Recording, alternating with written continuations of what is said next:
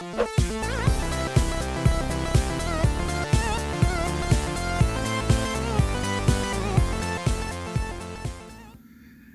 hello to Air Raid, or is it Fireflight? It's very confusing. Basically, this is the original Fall of Cybertron Deluxe Class Generations Air Raid Fireflight. He basically has had both names from both aerial bots, either like solicitations, packaging, what have you. This toy has been known as and is regarded as both Air Raid and Fireflight. The TF Wiki page refers to him as Fireflight, and I personally feel like his design resembles the most like G1 Fireflight, especially his head sculpt. So even though he shares two names with two aerial bots, henceforth I shall call him in this video Fireflight. Anyways, what is up with this Fireflight toy other than the crazy name confusion?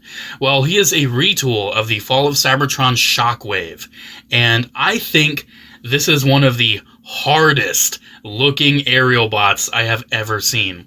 And it is very surprising that I waited 12 years to get this guy. I did not get this guy back when he originally came out, because back then my budget was far more limited.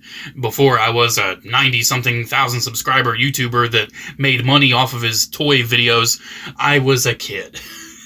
I was a kid with a budget set by my parents, and I had to navigate that.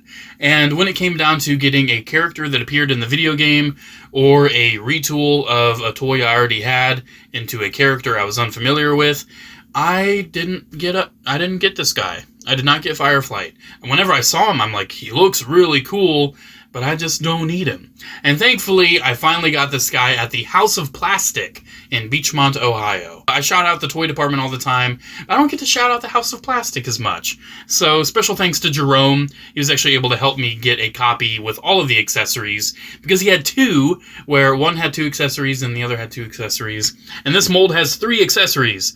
So I think that's a pretty good segue into the accessories. So what does he have?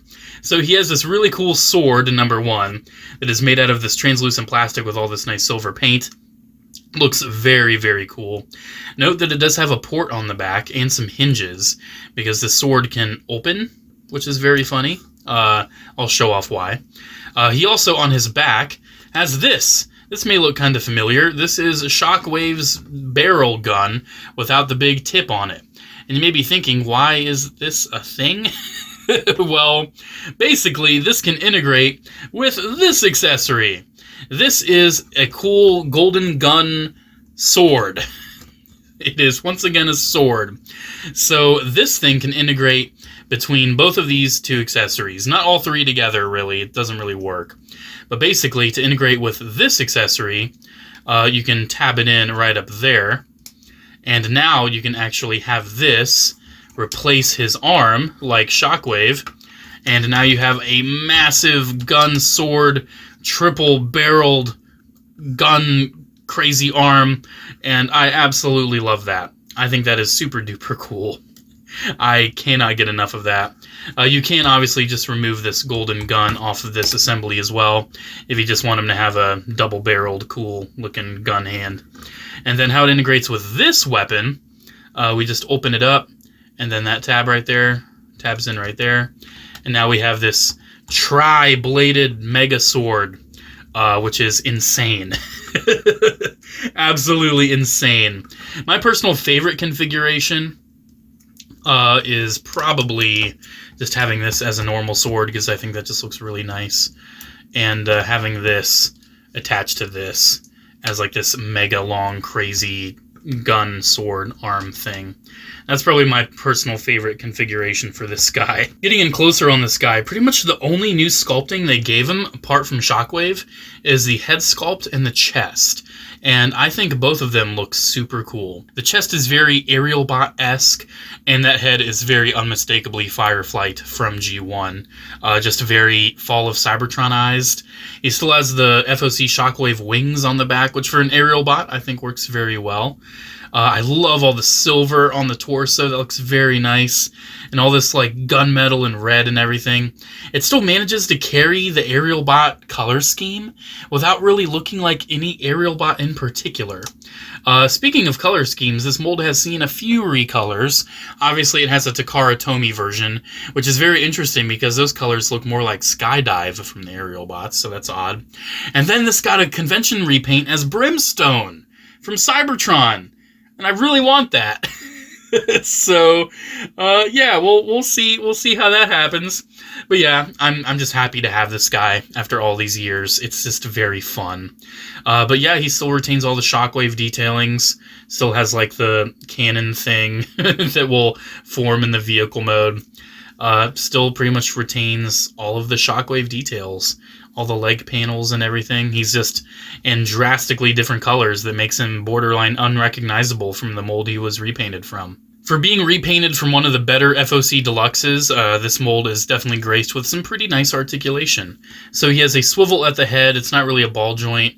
It pretty much just swivels. And it's on like this spring me-do. But that's just for transformation, really. Shoulders hinge, and then they swivel as well. He has a ball joint at the elbow as well as a hinge, mostly for transformation, but he has that hinge there. The wrists move in and out for transformation, but it's still a point. I will count it. Nothing at the waist. Hips are on ball joints. They move pretty nice, and they're actually really nice and tight on my copy. Knees are on a swivel, and then they bend. But do be careful, because of all this like detailing and everything, you can't really bend the knees in particular positions very far. So, like, you can bend the knees if they're, like, totally straight and if they're going outward, which is pretty much all you really need. But you can't really do any, like, crisscross applesauce sort of poses with him. But still, you get a lot of range. And then the toes are on little hinges. So, overall, this is a very nice little deluxe class. Definitely a relic of its time. You know, we would never really see a figure like this nowadays, especially since I really can't tell you where this design really originates from. I'm sure it's just a toy-only thing. I'm sure it appeared in, like, mobile games and everything, because it happened a lot. But yeah, I feel like they just kind of came up with this design for the toy. Like, they saw the shockwave, and they were like, we could probably turn this into a really nice aerial bot. And that's exactly what they did. Alrighty, so let's try to get this guy transformed. I'm not going to lie, I'm not exactly sure how the weapon storage is really going to work out with this guy other than this. So we'll figure it out as we go. I also have not transformed this mold in ages, so I'm probably going to struggle a little bit. Does the chest do anything? I don't know. Oh yeah, it's the backpack, right? Doesn't the backpack move? I will remember. This is a game of remembrance. Oh yeah, those untab, and that releases this. And then that allows for the head to tab in, because when you go back into robot mode, boom, there's the head reveal. Okay, we're making progress. Does that swing all the way? Okay, that swings all the way. And then the arms. Didn't they come together and then like hinge and tab into that? I think so. Okay. I think we're making that progress. Oh my gosh, it's been so long since I've done this guy. It's been so long. It's a good one, though. It's definitely a good one. All right, okay. We're making progress. This is fun, man. I love revisiting figures after so long where I absolutely, entirely forgot how to do them. Like, I entirely forgot on this guy. And then the legs. I know these panels are going to hinge and slot into right up there. So that's pretty cool. Pretty much the same as Shockwave. I mean, there's literally no change to the transformation itself, pretty much. Except that everything that kind of filled in the middle, I think is going to be pretty different now. Because obviously, as you're seeing, there is nothing in the middle of this alt mode. So we're going to have to take this, and this will tab into the butt.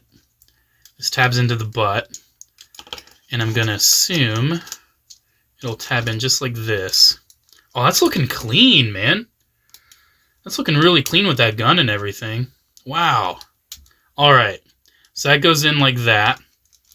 And that fills in that gap. And then we still have the big awesome sword thing that cannot really flip out, but maybe it can. I don't know. And then where does this go? That leaves this. Yeah, I don't know. Really couldn't tell you on this one. Because he does have a port down there, but it doesn't really... There's no space for it. You know what? Oh, there's a port up there. I was about to give up. but then I found it. Okay, so I can go like up there. Maybe we can have it. Oh, I have an idea. Big brain idea. So we plug it up there, and it looks like a little turret. And then we move those, and it looks like extra little wings. That looks sick. This is cool. So I'm not going to lie. Shockwave's Fall of Cybertron alt mode has always been one of my favorite alt modes for Shockwave. I've always thought it was very successful in what it was accomplishing, and I think it's very nicely translated here. Obviously, he does have an upside-down Autobot symbol now, but that's okay. We don't have to worry about that. That's okay. He still has the cool wings, and I suppose you could also have the wings like that, too, if you want. Maybe we could have, like, these wings be the forward wings. I don't know. We can have our own fun with this. We can have our own fun with this design, you know? It's something new, something unique, something that really has no basis in anything other than the toy itself. And ultimately, that's what I love Transformers for. Some of my all-time favorite Transformers pretty much just exist as toys because I get to make up the story. I get to have my own fun with it. And I think this is one of my favorite Fall of Cybertron figures now. I'm really, really happy with this guy. I'm very mad at myself that it took me this long to get it, but hey, I have it now, and I'm pretty happy about that. Let me know, did you even know about this toy? Do you have it? Do you have the original Shockwave, or are you just going to wait for a Studio Series? I'm sure Studio Series will go into Fall of Cybertron. I'm sure they're going to do that.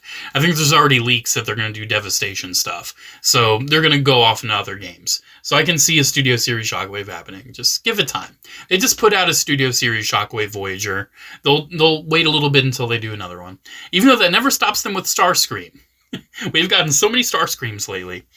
But yeah, let me know what you think about this guy down in the comments below. I personally really love him. I just wanted to show off a random toy from like 10 years ago again, because why not? It's fun. Special shout out to channel members, as always. Thank you all so much for the continued support. Have a great one, guys, and I'll see you in the next video. Bye.